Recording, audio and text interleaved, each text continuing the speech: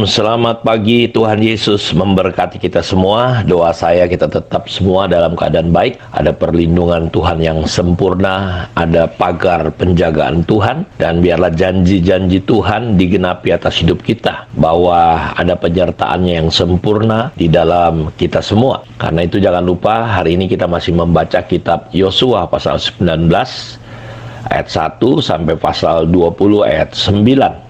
Dan Injil Lukas pasal 19 ayat 28 sampai ayat 48. Mazmur pasal 88 ayat 2 sampai 19, dan kitab Amsal pasal 13 ayat 12 sampai ayat yang ke-14. Bapak Ibu, kita masih belajar tentang masalah bagaimana kita perlu menjadi komunitas pembuat murid yang memuridkan. Dan kita sudah belajar kemarin betapa pentingnya kita memaknai arti daripada pemuritan itu dengan benar tentunya. Jadi gereja pembuat murid yang memuridkan. Kita ingin lihat pagi hari ini bagaimana kita seperti Paulus, dia memimpin tiap-tiap orang, dan goal daripada pemuritan itu adalah sampai orang itu pada kesempurnaan Kristus. Karena itu kata Yunani untuk murid itu menggunakan kata matetes.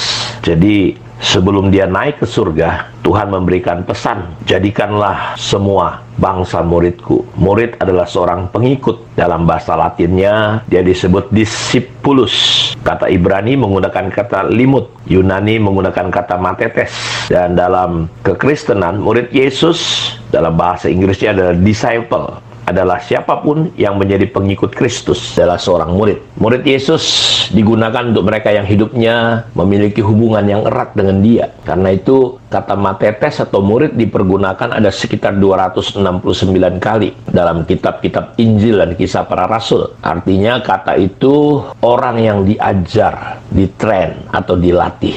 Jadi saudara, kita benar-benar hari-hari ini sedang fokus, karena ketika corona datang, saya melihat gereja-gereja banyak yang akhirnya hancur, menurun, tidak lagi ada orang kebaktian. Dan saya melihat bahwa gereja-gereja yang bertahan adalah gereja-gereja yang melatih jemaatnya, gereja yang mau jemaatnya dimuridkan.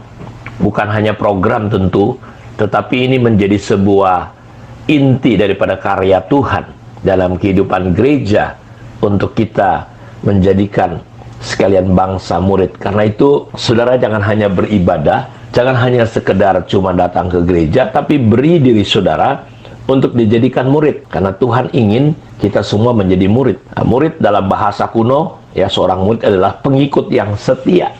Jadi kalau saudara lihat ketika ada banyak orang mengikuti Yesus, ya, dan dia berkata, ayo ikut aku. Lalu orang-orang ini berkata, Tuhan, aku permisi dulu ya, aku mau menikah dulu, ya, mencoba dulu ya kerbau yang baru dibeli, bahkan ada orang mati, aku harus kuburin. Tuhan bilang nggak, udah biarin orang mati, kuburin orang mati. Jadi kalau orang yang sudah siap mengikut Tuhan menoleh ke belakang, dia tidak layak. Seorang murid adalah seorang pengikut yang setia, ya, dari seorang gurunya, yaitu Tuhan Yesus, guru kita. Jadi konsepnya berbeda dengan murid di era modern ini. Seorang yang belajar di sekolah, seorang murid di zaman Alkitab secara aktif, dia meniru kehidupan dan pengajaran gurunya. Ya, matetes, dia seorang peniru, pencontoh seperti gurunya. Makanya Yesus dan murid-murid hidup sama-sama. Jadi seorang matetes, dia melihat kayak bagaimana hidup gurunya, jalannya, bicaranya, tidurnya, dan dia betul-betul sampai bisa mencontoh. Jadi ini bukan pilihan. Pemuritan di dalam gereja bukan pemuritan, tetapi ini sebuah perintah yang perlu kita lakukan sampai kita, sang murid, bisa sama seperti gurunya. Seorang murid tidak akan pernah lebih dari gurunya. Kalau gurunya diperlakukan sedemikian rupa di zaman itu, murid gak akan pernah lebih daripada gurunya.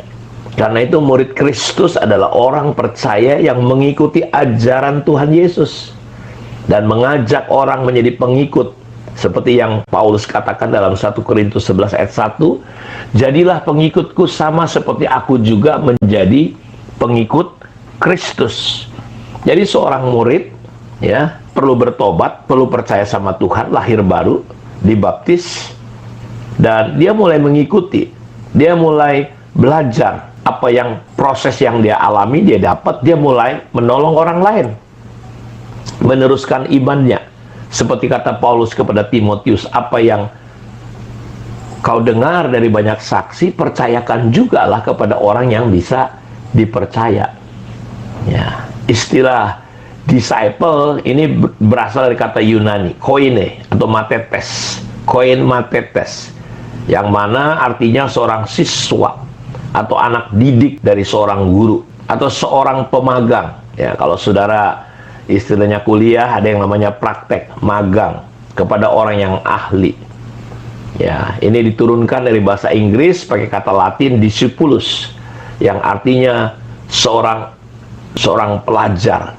Ya, umumnya kalau bahasa Inggris student atau siswa.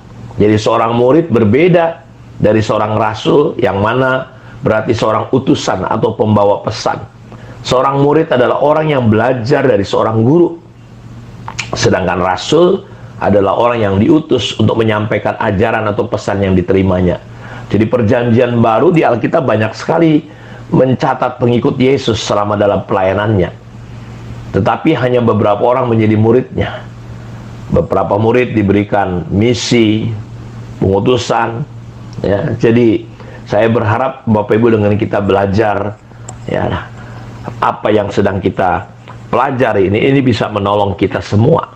Ya, bagaimana kita hari-hari ini seperti target Tuhan.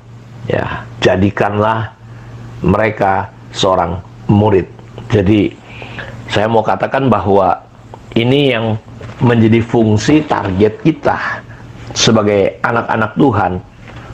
Fungsi gereja, fungsi komunitas kita adalah menjadikan sekalian orang murid. Ya, jadi kita berharap ada hasil yang berdampak sampai pada kekekalan. Ya, bagaimana kita bisa menyenangkan hati Tuhan?